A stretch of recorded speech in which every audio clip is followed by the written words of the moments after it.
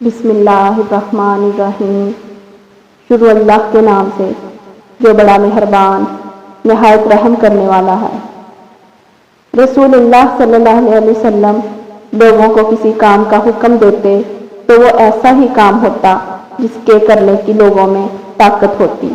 اس پر صحابہ رضی اللہ تعالیٰ عنہ نے عرض کیا، یا رسول اللہ، ہم لوگ تو آپ جیسے نہیں ہیں، آپ تو معصوم ہیں اور آپ کی اللہ پاک نے اگلی پچھلی سب لفظیں پاک فرما دی ہیں، اس لیے ہمیں اپنے سے کچھ زیادہ عبادت کرنے کا حکم فرمائیے۔ یہ سن کر آپ ناراض ہوئے، حتیٰ کہ خفگی آپ کے چہرہ مبارک سے ظاہر ہونے لگی۔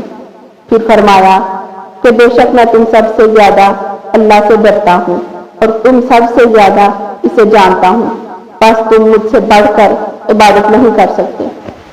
صحیح بخاری حدیث نمبر 20۔